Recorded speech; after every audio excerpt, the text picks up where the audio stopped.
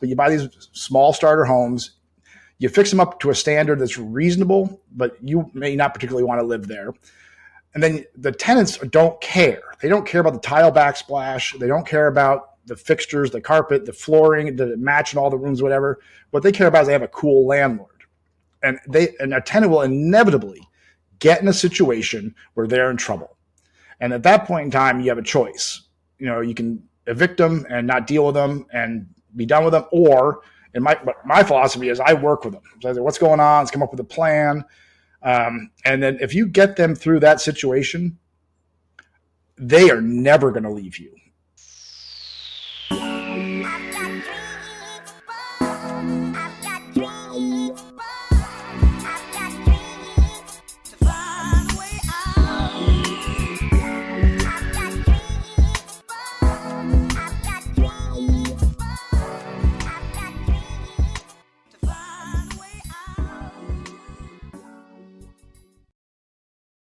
Welcome to another episode of the Real Estate Junkie Podcast. I'm your host, Keith Andrews, and today we have a truly inspiring guest, Paul Berger, aka One Happy Landlord. Paul is a 30-year real estate investor and business owner from Anchorage, Alaska, who currently owns and manages 60 units, a bar, and a coffee shop. Married with 2 daughters, Paul and his wife, Rebecca, balanced business with extensive travel, including a 10-year adventure sailing the Pacific and living in New Zealand. In this episode, we'll explore Paul's journey from house hacking a duplex to living a life of adventure on the open sea. We'll discuss how real estate can be a tool for financial freedom and share tips on being a successful landlord to enjoy life more fully. So sit back, relax, and join us as we uncover the secrets to balancing business with life's greatest adventures. Hey, good morning, Keith. Can you hear me? I can. I'm so happy that we could make this happen today. Same here. I've been taking a little hiatus from posting a whole lot, and I've had some family stuff going on, and I've been focused on that, and I need to change gears. Yeah, I've been doing the same thing. We just had a huge family reunion at my house. We hosted it here, so we had just like the house was packed full for almost 2 weeks straight. And then we ran off after everyone left and went off and stayed at a little cabin at Grand Lake, and it was a nice just like getaway, change of scenery, and now I'm back at it again. What got you into the whole podcast side? I've tracked you through the different platforms and Spotify and Instagram and YouTube. Have you figured out how to monetize it? When was that the goal? Or No, how'd you learn all this stuff? So, it's tough. I don't know if you know my backstory, but all of our kids are adults now except for one. We have one last one in the house, and he's 11 years old. While our other kids were growing up, both my wife and I like literally worked our lives away, and I felt like I barely saw them grow up just because I was always connected into work. And now with this last kid, I really made it a conscious effort to be there, and real estate enabled me to do that. But when I drop them off at school in the morning, I'm managing my portfolio of rental properties, and I also help other people rehab and buy rental properties out here. But when I'm not doing that, I'm kind of like bored. And so one of the things I love doing is talking about real estate. So that's really why I started this podcast. Originally was I had friends and family saying, hey, you should start a podcast. And I'm like, well, I don't even know how to do that. I know. And then I listened to a podcast about creating a podcast, and I said, it doesn't seem that hard. I think I could do it. I've gotten better at it as I go. Like my setup's better now than it used to be. Oh, you should see my lighting setup right now. It's a joke. Yeah, well, if you watched my first podcast, it was pretty bad. And I think, I've definitely gotten better at it. But the great thing is I get to talk to people like you. Me and you can have a conversation, and then my listeners, they can tune in and learn from both of us. I have an old blog. It used to be Sailing Ohana, but now it's One Happy Captain. I got kind of a theme going here. But if you go there, there's one article called The Best Advice. And that's one you should find. And it's about this idea of spending spending those years, when they're young with your kids. Yes. There's so many of us, and I was falling into it. I was falling into the whole, I was up to 120 units going 24/7. She was home, materially wise, we were doing great. But, if I had stayed on that track, I'd probably be dead by now. I mean, you can't maintain that level of movement, and, you get estranged from your kids, just things just don't work. And I think that's something you mentioned in one of your emails, let's not talk about material things so much. And that's never been the focus of my content, let's call it. It's always been the philosophy of real estate and how to live a life around it. And there's a lot of, and I own 2 businesses as well. And there's a lot of things that apply to business, to real estate, but also to the whole package, to life. And, and I don't know where I'm going with that, short of it's important for guys, particularly young investors, get so spun around the axle on making, and they forget the other side of the equation. Yes. how they're deploying what God's provided them, and it can be a blessing or a curse. Absolutely, and I think that's a good place to start. I believe right after high school you joined the Coast Guard, right? Yeah, I went in the Coast Guard at 17 years old. I was 20 and a half. I got out a little bit early because I got a job at the radio station as an engineer. Got out of the Guard and went into radio. I was an electronics technician in the Guard. Got my first class FCC license, I was the youngest person in the 3rd Coast Guard district, 3rd district, whatever, to get the thing. And you have to have one of those to operate a radio station. So if you want to run a radio station, you need to employ a first class FCC technician. And this is a tip for young landlords. How do you get the experience? I was only 20 some odd years old. I went to a radio station and I actually met the engineer and said, "Hey, what do you do?" Got to know him, talk, "Hey, can I volunteer? Can I help out?" And he goes, "Well, sure. Yeah, come by on the weekends." So I go out there on the weekends, Joe Giugiaro. I'd hang out and help wire stuff and fix stuff and tune stuff. And time went by and I didn't get paid a penny. And this went on for about a year and we became friends. And then they bought a radio station in Jacksonville, Florida. And the owner of the company, Larry Justice, he goes, "Hey, we need an engineer for down there, first class FCC guy, and they're expensive. And what about this kid?" I was in the Guard, and they actually traded. Justice called up the Coast Guard, traded some advertising to get me out 6 months early. I moved down to Jacksonville. I was wildly unqualified to be a first class FCC technician. I mean, I knew the book, and they made one mistake. They asked me my salary requirements, and I said $17,000 because that was what I was getting paid in the Coast Guard. And then they sent me to a luncheon with engineers from around the city because they'd all meet. And they were all in their 50s. And I'd sit there listening to them. And all they would talk about the entire time were their salaries. They go, "I'm getting underpaid for this job." But I didn't last long. I was absolutely miserable. And a buddy of mine said, "Are you happy?" And we were sitting on Bay Meadows Road in South Jacksonville. He goes, "Are you happy?" And I go, "No." He goes, "What are you going to do about it?"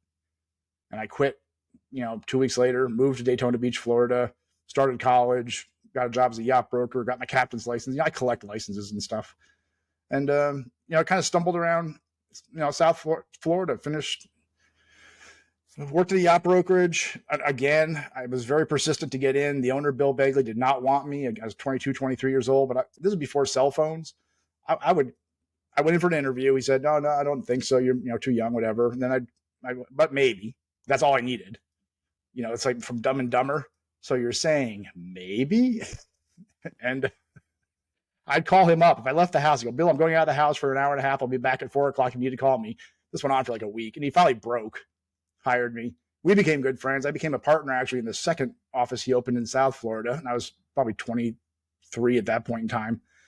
I learned a lot about business, and, spending time around him. He was an awesome salesman. And I would say for young investors, sales training, these days, college, I ended up going to Florida State. Actually, back up a little bit. I was one of those serial nighttime college guys. So all through the yacht broker days, I was going to Palm Beach Junior College. Somebody actually graduated once, and I'm like, people graduate from this? And I got the associate's degree, and I finally did graduate. And I said to myself, I got to commit to this education thing. So I went on to Florida State. I wanted to get the broadest Vegas liberal arts degree conceivably possible.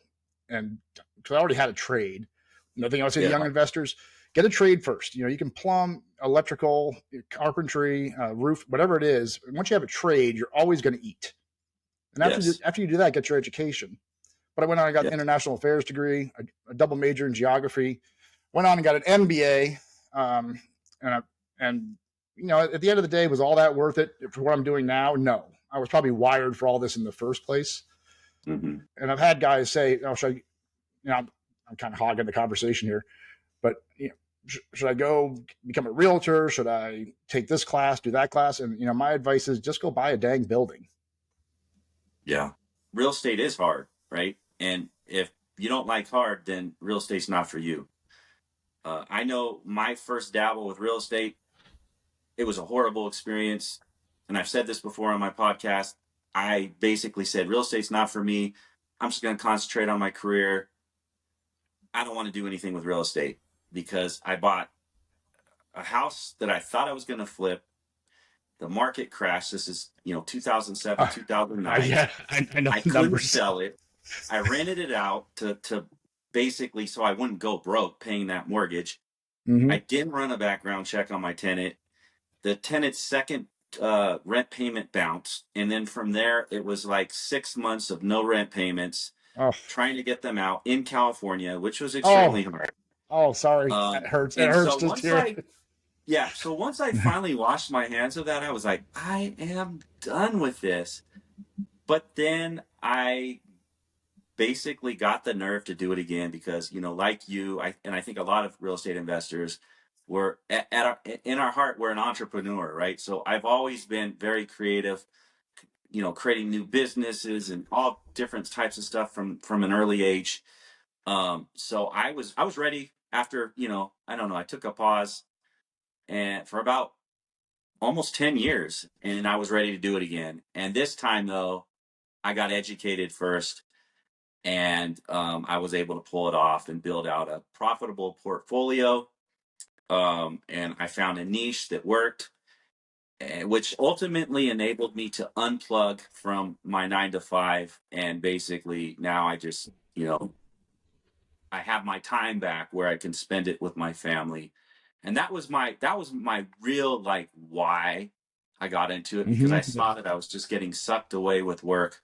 And if I could do real estate, if I could get it so it was profitable enough, yes, sure, I still need to work at it, right? There's always going to be work. Well, but let me ask you this: is it passive? Actually, I hate that word. It's not passive. It's not passive. That's a lie. Okay. Thank you. But it does enable me to more freely live my life. Right? When everything's running, and it does, there's 6 months that will go by and everything's flawless. No one's skipping rent payments, nothing's breaking. And then we'll have a month like I did last month where a big storm goes through, rips off a roof on one house, knocks down fences. Then I have another tenant that's basement flooded out. And it's just, then you have those types of months. But if you're not prepared for them, if you don't have reserves, if you don't have the right insurance policies and the deductibles and everything else, you're going to go broke pretty fast. Oh, yeah. So I've learned how to basically ensure that I'm ready for the storm, right? Yeah, you stepped into a hurricane in 07, 08.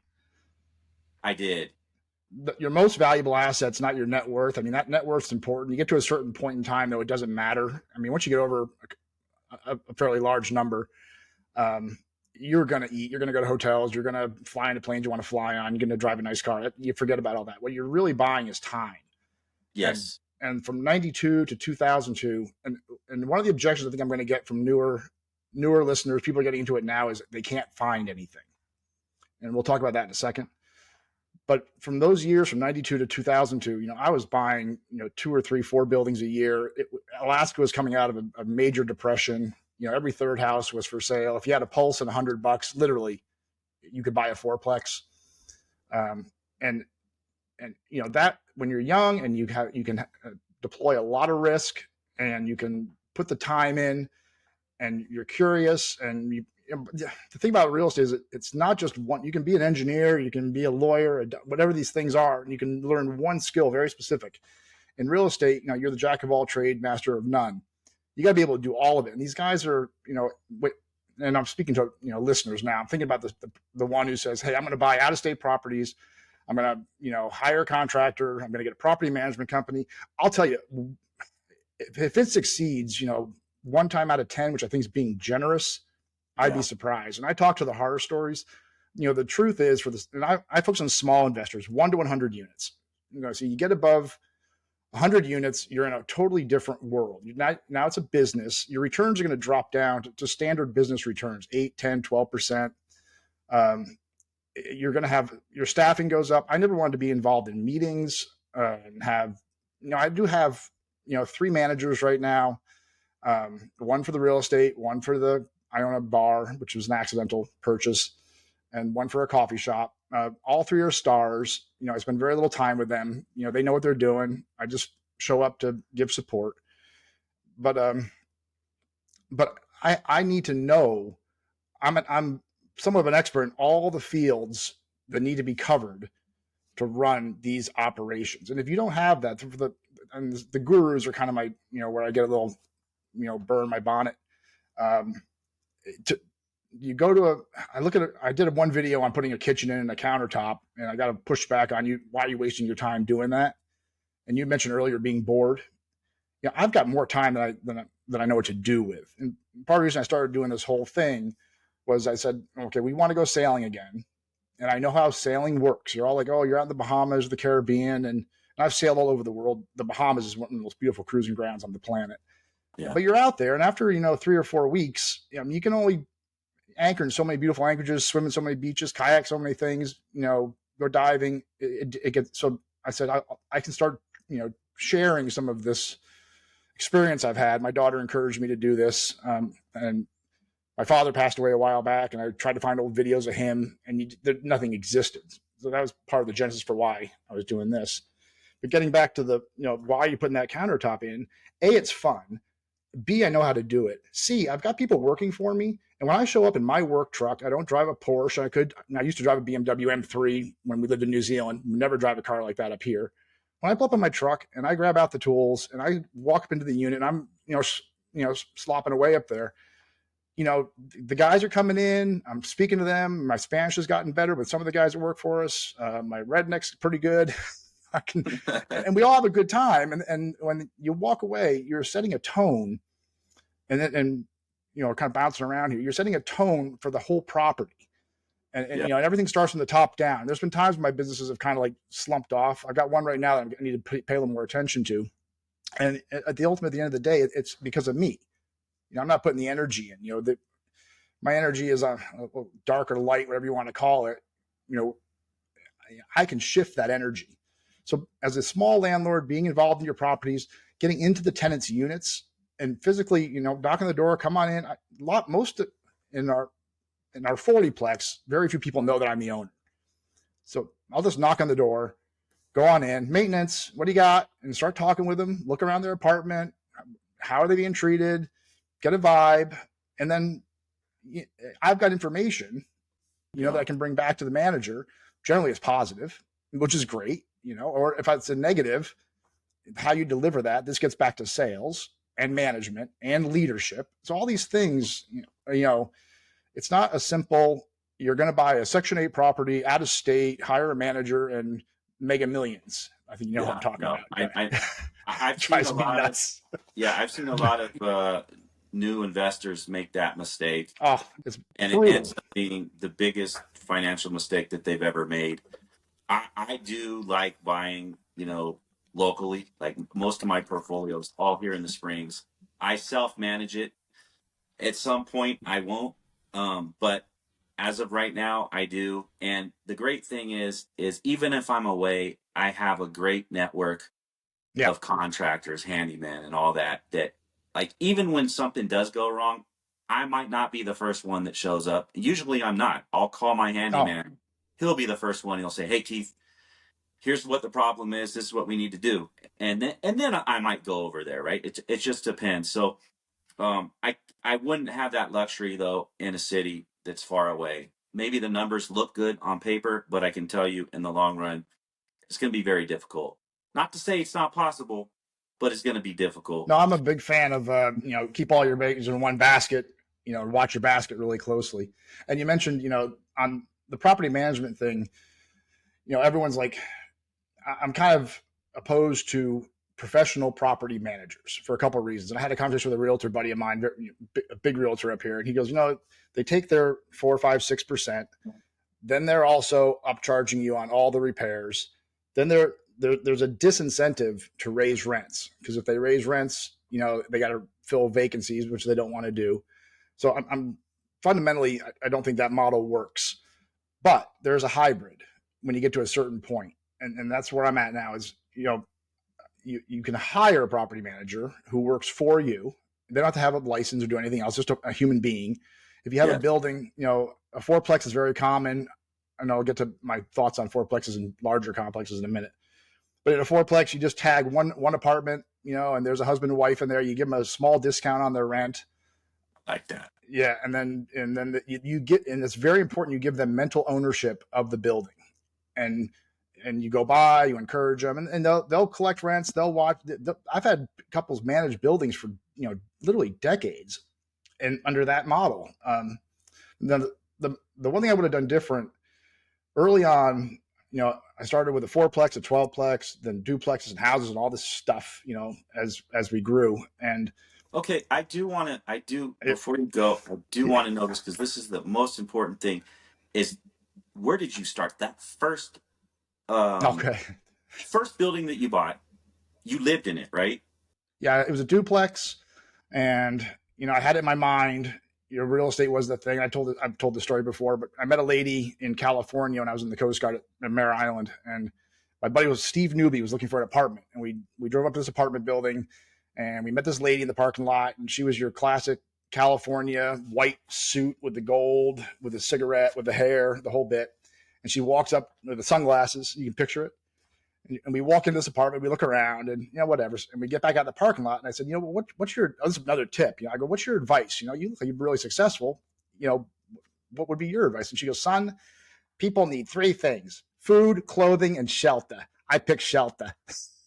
And it stuck with me. I said, those are the 3 things. And so I had it in my head that real estate was the way to go. And when I was in Florida, I just said, I want to buy a duplex. I didn't have I had almost no money. My parents actually loaned me. They gave me $7,500 to buy a place. I had a VA, option. The first 12 realtors I went to, I said, I want to buy a duplex.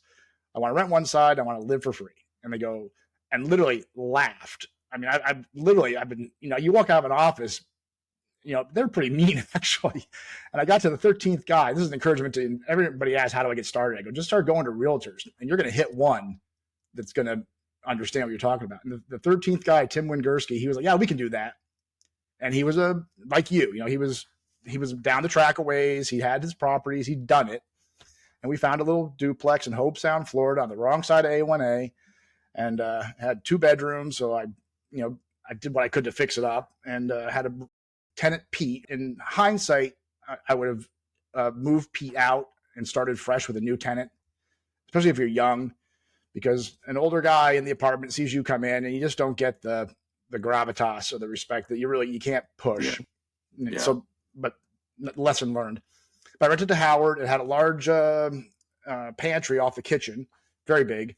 So I kind of cleaned that out, had a window in it, and I put a little bed in there. And this gal rented it. She was great. And so I lived for free for 2 years.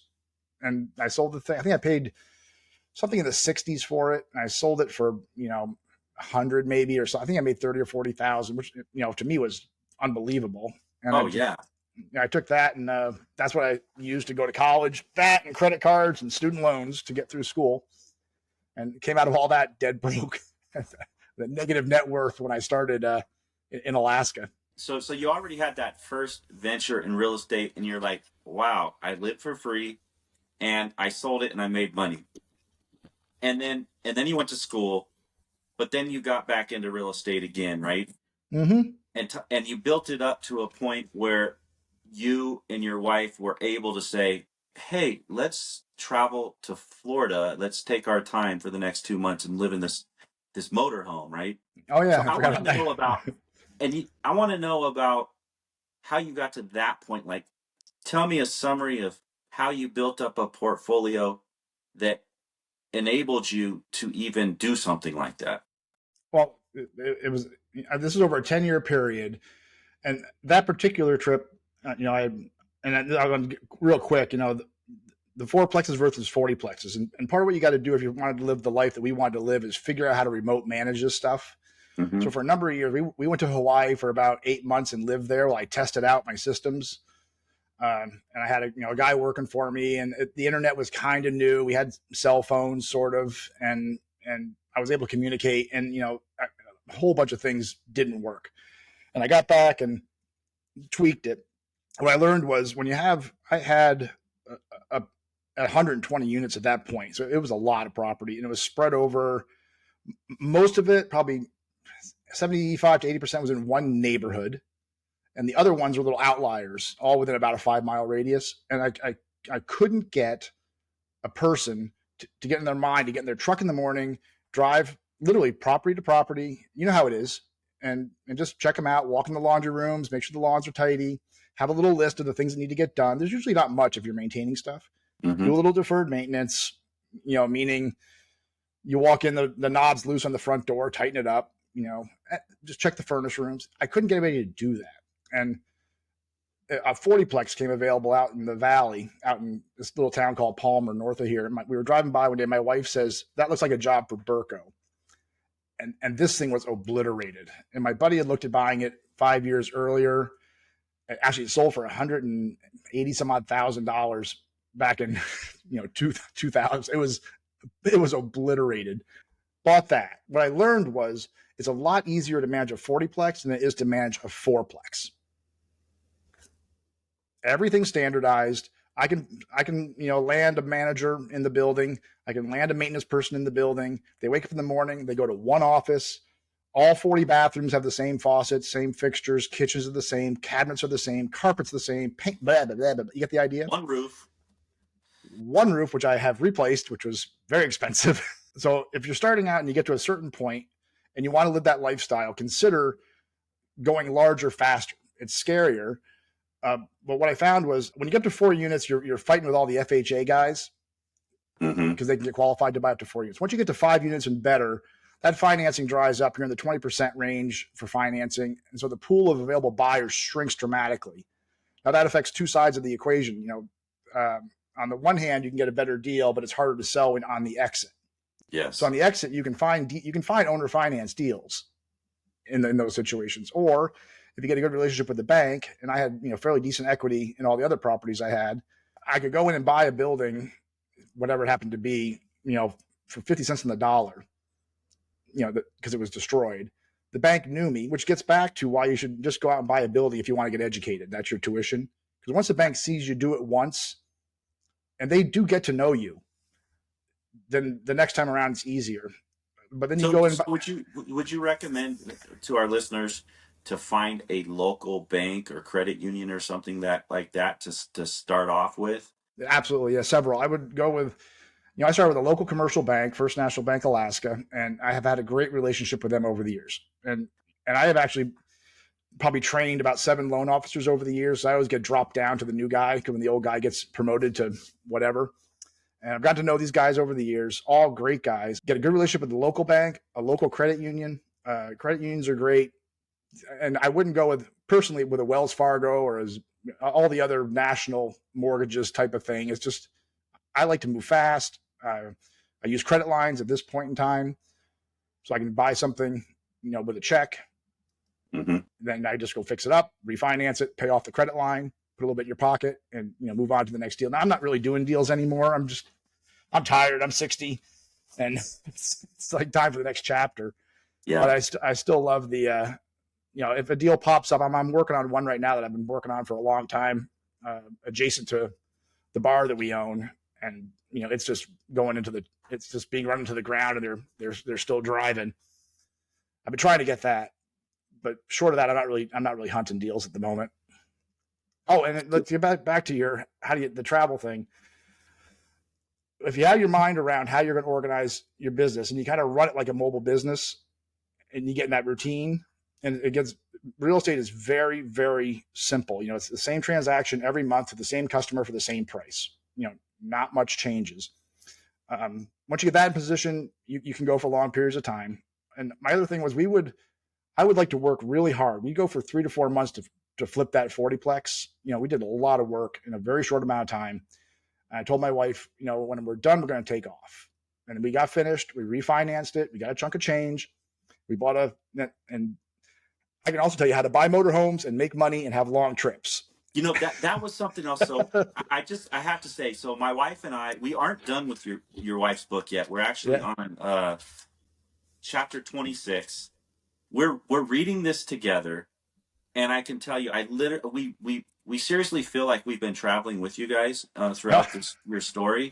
And so we were driving back from Grand Lake, and my wife put the book down and goes, yeah, we live in this big house, and our youngest son is growing up so fast. It would be great just to like take off and just travel for several months, um, and then the wheels started spinning. I'm like, you know what? We were looking like, should we rent a mobile home or rent an RV? And then I said, you know what? Maybe we should buy an RV, because I like what you did. You bought an RV, and then at the end of the trip, you sold it. And I'm like, wow, that could actually work. Maybe we could even sell it for what we paid for it or more. Here's the trick. We actually bought one, and we were down in New Zealand, and we wanted to do this trip across the country. And on eBay, I bought a motorhome in California, sight unseen, clicked buy now, met the guy at the airport. He picked us up, took us to the coach, got in, showed us around, and we took off. And that was the Hurricane. We sold that in Florida. That was the only one. I think we paid $60 for it. I sold it for like $55. But still, for $5,000, we had a 3-month road trip in a pretty nice motorhome. Yeah. But the real trick is to purchase motorhomes at the end of a season in one part of the country and do a trip to another part of the country where the season's beginning.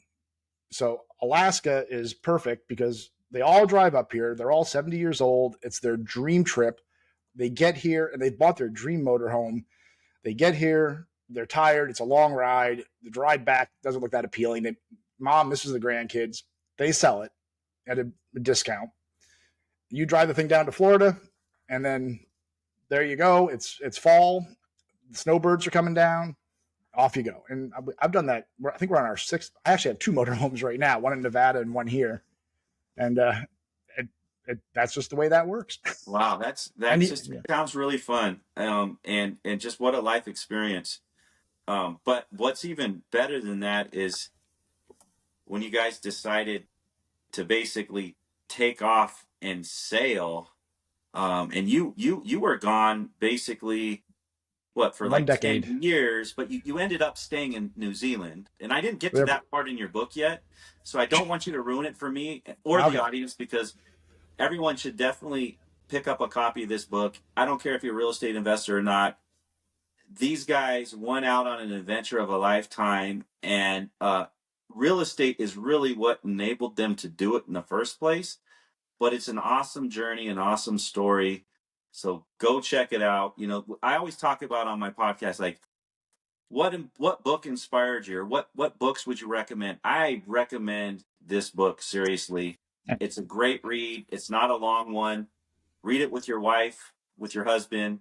If you have a family, if you're getting into real estate, or maybe you already have a portfolio, it just kind of opens your eyes. Like, I'm sitting in a nice big, 4,000 plus square foot home, and we have nice things, but I think, experiences are so much better than anything that you can own. Well, and I'll add, because they're going to know where to find it. If you go to the onehappylandlord.com to the store, it's there. And you can find a lot of landlord parts there. Shameless plug. Or just on Amazon, just put Sailing Ohana book. And I really appreciate that. It was a very nice plug there. She did a lot of work on that. She probably spent 4 years, putting that together. I'm really very proud of her, for doing that. It was a labor.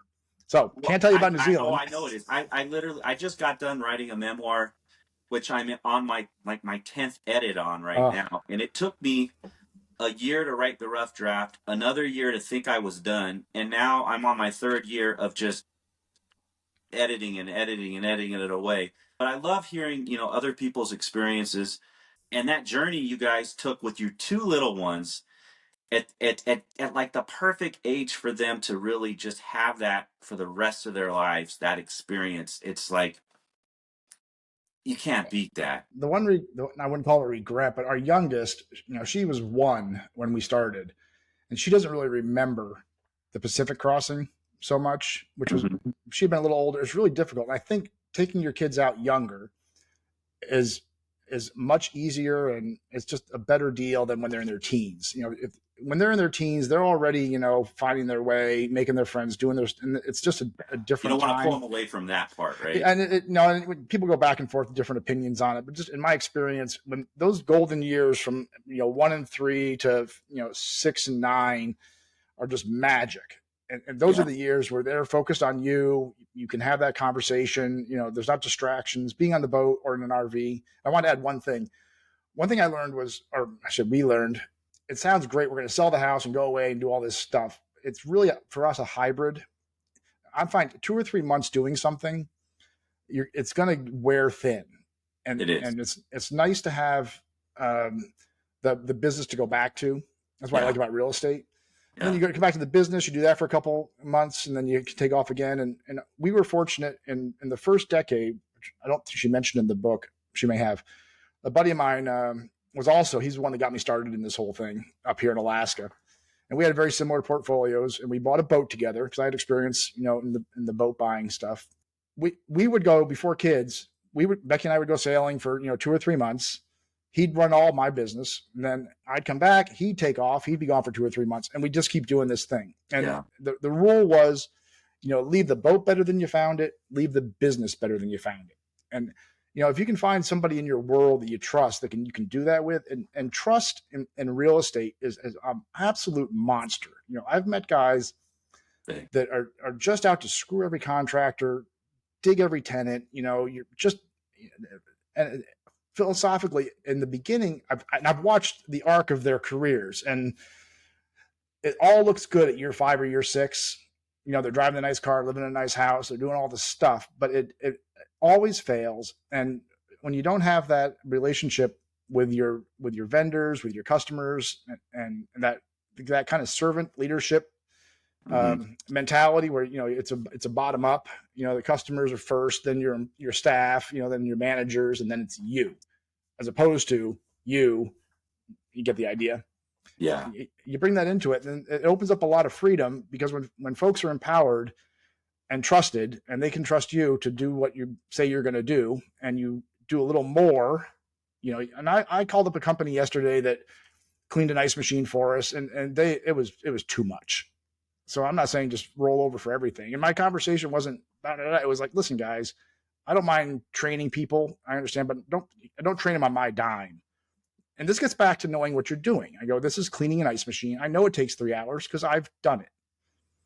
Yeah. Now you're charging me 6 hours, and 2 of those are overtime. Now I have a $1,200 bill for cleaning a $2,000 ice machine. And as I'm saying this, the lesson I'm trying to impart is that's why knowing how these systems work, how your electrical system works, your plumbing system, your roofing, your foundation, your sewer system, all these things. One thing I might have done earlier, and I don't know if I totally recommend it or not, but is starting businesses. I might have gone more commercial real estate, if I had a do-over, and storage and lots and things like that. I can't, hindsight. But finding businesses was once you get everything stable like you've done, and things are kind of trucking along, small businesses that are not particularly sexy are enjoyable, because then you can take your upside for revenue is infinite to a degree, and you have the ability to do very creative things, very active. If you want a lot of activity, running a business is a very it's fun. And what real estate does, like with travel, it gives you the base. So even during COVID, everything went sideways. The bar actually did well because they airlifted money on us, but that wasn't the point. But the real estate just kept going chunk, chunk, chunk, chunk, chunk. Yes. And that's how you get the freedom you're alluding to go do what you want to do. Yeah. And basics, keep your leverage low, rents reasonable, understand that good tenants are fundamentally irresponsible. That could be a controversial statement, but good tenants are fundamentally irresponsible. What does that mean? They're going to be paycheck to paycheck for their whole lives. Mm-hmm. Now, hopefully not. And you have an opportunity to speak into people's lives. And if you see one that's got, that'll listen, move them on. I'd rather see them move up. I agree. People over profits is my philosophy. I think what's more rewarding is being able to put a family in a nice home. See, I'm not into the large apartment complexes and all that. I mean, I have owned a fourplex and a duplex, but right now, if you look at my portfolio, I am a partner on some large apartment complexes, but that's completely passive, just a limited partner, Yep. totally hands off. But my bread and butter is my single family homes Mm-hmm. that are all here in Colorado Springs. I have a couple in Georgia too. But in Georgia and in the Springs, they're all around, military bases. Yep. So that's my tenants. That's a great model. Mostly That's a great model. military families. And I'm able to give these active duty service members and their families a nice home to live in. A lot of the houses that I've purchased were really run down when I bought them, right? I watched a few of your videos. Yeah. and I get to clean them up and provide my tenants with a great place to live. And it works. And like you said, during COVID actually, as a landlord, it was the best time of my life because interest rates went way down. So I was able to refinance my entire portfolio and literally double my cash flow overnight. And that enabled me to basically quit my 9-to-5. I actually had enough income from those rentals where I was like, okay, I could just do this full time now, just the rentals, right? So it radically changed our lives. And at the same time, because all of my tenants are mostly military families, they were continuing to pay rent through this time. So I didn't have any hiccups whatsoever. And I hear the other side of the coin though. Like I know I had a lot of friends that were just like their tenant, maybe they had like one or two rentals, but not a huge portfolio. And it just takes one or two tenants to stop paying rent and you're hurting, right? I mean, if you have a tenant move out and the unit's vacant for 1 month, that could be a year payback. It's rough. And I want to, the other thing I think that the good tenants are fundamentally irresponsible, meaning they're going to stay for long periods of time. And a good tenant stays for a long period of time. And there's this misconception out there that I want to buy a house in a single family home in a really nice neighborhood because I'll get really good tenants. I don't know what your experience has been, but when you go in that upper high end range, in my opinion, those are the worst tenants. They complain about everything. They want stuff to be perfect. They stay for 18 months and then they buy a house. Now I got to get back real before I lose my train of thought. On the other side of the coin, you're not going to live there type of house, but you buy these small starter homes, you fix them up to a standard that's reasonable, but you may not particularly want to live there. And then the tenants don't care. They don't care about the tile backsplash. They don't care about the fixtures, the carpet, the flooring, the match in all the rooms, whatever. What they care about is they have a cool landlord. Yes. And a tenant will inevitably get in a situation where they're in trouble. And at that point in time, you have a choice. You can evict them and not deal with them and be done with them. Or my philosophy is I work with them. So I say, what's going on? Let's come up with a plan. Yeah. And then if you get them through that situation, they are never going to leave you.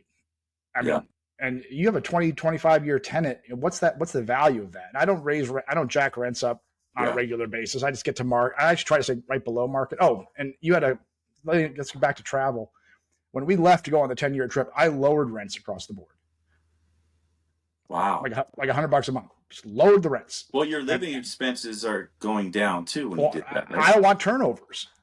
Yeah. I'm out of town. Turnovers are expensive. And so I talked to all the tenants. Here's what my wife and I are doing. Now you're building a relationship. And not braggadociously like, oh, look at me. I'm the big real estate investor with the fancy boat. No, we're going to take off, spend time with our family. And, we're going to be out of the state for a while. And, I really appreciate your tenancy. You've been a great asset to this building. I want to give you a little discount. Appreciate everything you do. If you could help me out, if you got a problem, call me ahead of and all of a sudden you've got, 60 or 70 tenants that are all, pulling for you. Yeah. As opposed to pushing against you. Yeah.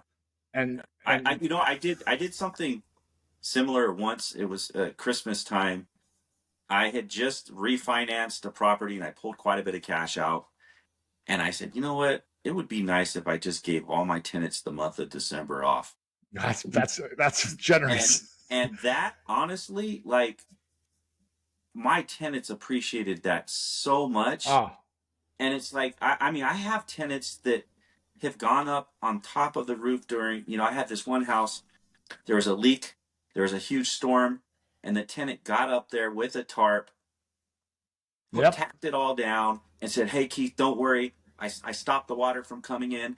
And then he took a picture, and he had dehumidifiers set up, fans going, carpet was pulled up. He was drying the place out. That was my tenant. I've had tenants replace carpet. Yeah. I've had tenants paint and I'll do all kinds of stuff. I've had tenants leave, like, move out, and the house is lit, and I kid you not, better than I gave it to them. It's people give tenants a hard rap, but tenants are they can be an asset or a liability, and it's going to be a function of you more than placing them in the first place. And I think when you get to a certain scale, tenants place themselves. I don't go through the whole screening process, all that stuff anymore. It's a tenant in the building knows this person, they know that person, before you know it. And the real estate market's tight as it is, and you can find decent people. Yeah. So anything else on travel short of those are the big things. It was just, I don't want you to give away too much, because I really do want to encourage people to go out here and read this book, because it's really, like, some of the stories in here that you guys went through, pirates, or what you thought were pirates headed your way, your wife and kids hiding, so they're not, they're not seen. Some of the dark, stormy nights that you guys went through. I mean, there's a lot, it's packed with a lot of great stories. I do have one question on that, and then I want to get into something else. Mm-hmm. And that is, so when you were living in that sailboat and just, basically island hopping, you went through the Panama Canal, and then off to the Pacific. And I think that was your longest, journey, right? Yeah. 3,000 miles was the longest nonstop section. So you or your wife were always awake 24/7, like 24 hours a day? No, I mean, the way it works is the egg timer. I can see it in my mind's eye. We have a little egg timer, and you're offshore, and between the Galapagos and the Marquesas is 3,000 miles. And you're chugging along, and the boat pretty much sails itself. You're on autopilot. You have a radar on with a guard zone, so if something enters the guard, you'll know it. And I would just set that egg timer for 15-minute intervals, and just kind of you're not sleeping, you're just kind of dozing, and you wake up, you look around. Now that's kind of how the sleeping routine works at night. In the day, you're pretty up. I just crossed the Atlantic 2 years ago. There were 3 of us on the boat, and we had active watches awake 24/7. But we were racing, and we had a lot of other boats, with us. But with 3 people and not little kids, it was a pretty simple 4-hour schedule. I think it was a 4-hour schedule. And I had the late shift, which I liked, because I could just kind of relax and watch the boat do its thing. So yeah, that's how that works. Okay. So you're not, but do you ever get like a full 8 hours worth of sleep? No. Okay. No. All right. I just had that question as I was reading this. I'm just like, my wife and I were talking. We're like, yeah, so we're having to do like a fire watch, like, shifts back and forth. Don't fall asleep. We might wake up where we don't want to be, or run into something. So great. So you guys have had an incredible journey. And and where I bumped into you in the first place was on Instagram. And I do want to thank your daughter for encouraging you to make the posts that you do, because you really have put out a lot of great information. If you're a landlord, you're just getting into this and you want some really good tips, you definitely want to follow at the number 1 Happy Landlord on Instagram. Paul is pumping out a ton of good information. Now, one of the problems with my Instagram account is that I'm learning how to edit as I go. So I got decent titles now for the last 30 or 40 videos. Before that, they're just my face, and you don't know what the heck I'm talking about. So, and my goal is YouTube. I post the same content on YouTube. I've only been doing shorts, and and I just haven't had the courage yet to do a long form content on you. The courage, it's just courage. It's just fear. I've got all the videos in my head that need to be done, and I also wanted to do it in a way that, Instagram it's a feed. So someone's they see it, they go, and it's gone, as opposed to YouTube, which is like a library. Yes. So my hope or goal is to put together 10, 13, a course basically, but I never wanted to sell a course. Yeah. Because it feels so cheesy. Yeah, I agree. But if folks do follow me on Instagram or TikTok, which is where I started, or over on YouTube, I do get emails. I answer every email. I've met some really, I've met some really great people through it. What's interesting is, out of hundreds of thousands of views, I might get 15 or 20 emails. And what that tells me, those 15 to 20 people will make it. Yeah. Because they're curious. Yes. They're curious. And they have the balls like you did to say, hey, Paul, would you mind coming on this podcast? You don't know me from a hole in the wall. But you did it, which is a marker for your future success. Yeah. And I didn't tell one last story about, this is in New Zealand, it's not in the book, but this is about creating a job or creating an opportunity. And so many young landlords I talk to, how do I learn electrical, let's say, for example. And the way you do it, you just go find an electrician and say, hey, are you wiring a house? Can I help? What do you mean? I just want to learn how to do this. And I will do anything. I will sweep, I will pull wire, I will strip, I will do anything. All I want to do is watch you do it. And I did that on 2 houses. And I just worked for free. I mean, I labored. And let me tell you, when you're done wiring 2 houses, you know how an electrical system works. Yes. And as a landlord, that is probably one of the most valuable things that you can learn is if you know how the electrical system plumbing works. Is the most valuable. Well, electrical is number 2. And HVAC, actually. Yeah. But to have that skill set where you can change out a socket, you could put up a new ceiling fan, you could, do these things without, electrocuting yourself. You're going to not only save yourself a lot of money, not that you're going to do it every time, but if it's something small and you can do it, why not? Well, I told the story of the peephole on another podcast I was on. I had a young guy recently bought his first fourplex, and we're walking around with a realtor. Now, this was managed by a property management company. The realtor worked for the property management company, and we're looking at this thing. While we're there, this woman, one of the tenants says, hey, to the realtor, can I get a peephole in my door? And he goes, oh, yeah, peephole. Okay, yeah, we can get that peephole for you. You need to call so-and-so, and she'll arrange it. And I'll leave it at that. He leaves. I look at the kid that's buying this fourplex. I go, I got a peephole in my truck because I carry him. I would come up, drill a hole, put the peephole in and be done. And it would cost me $7 because I buy them on Amazon. Think about the cost. And there's two costs. The first is you got to have the person answer the phone. They got to fill out a work order. Work order goes to the maintenance man. Maintenance man goes to Home Depot, drives over to the place, installs the thing, fills out a completion of the work order form. That goes back to the property management company. They do an invoice and bill the landlord. Yeah. Bang. That whole event cost at least $140, $150, $160. But the second thing is the tenant. The poor girl is sitting there. All she wants is the safety to be able to look out her door and see if somebody's in the hallway that shouldn't be there. And she's sitting there for 7, 8, 9, 10 days. And let me tell you, every single day, what she's thinking, I hate this property management company. Yeah. And so that's why for small landlords, 1 to 100 units, do not be so full of yourself that you can't get out of your car and go fix a dang whatever. Because let me tell you, that if we had done that peephole that day, she would have been like, this new landlord is going to be great. Yeah, I agree.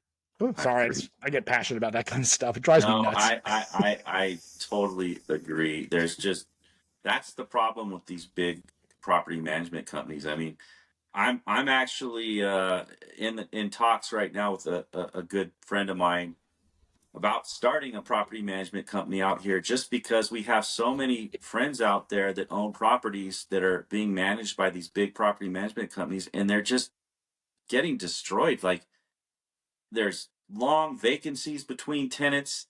The tenant calls and complains about something not working, and they take, weeks to get in there and fix it.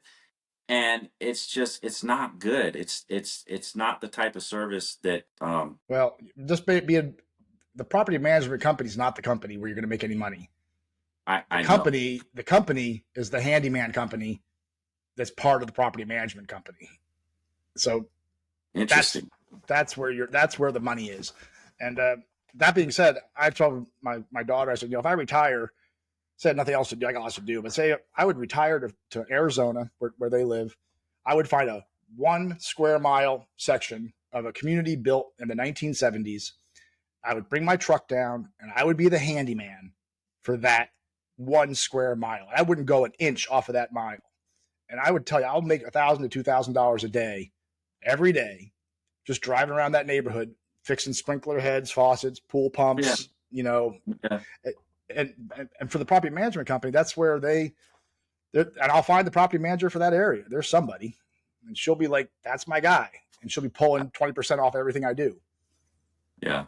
If you got no money and you want to get started, get yourself a truck and just go start fixing toilets. For sure. The world definitely needs, I mean, you can't get enough good handyman. No, it's a dying skill. It is. And you really have to be kind of like the jack of all trades. Those guys are few and far between. But once you find a good one, you never let them go. I have 2 handymen that I use right now, and if I ever lost them, I'd be in big trouble. How old are they? So much money. How old are they? One guy's 60. Yeah. And the other guy's in his, 40, 41. Yeah. It's tough to find the 20-some-odd-year-olds, that are picking up. But I'll tell you, there's opportunity. If anyone's watching this and you're like 21 years old, getting out of high school,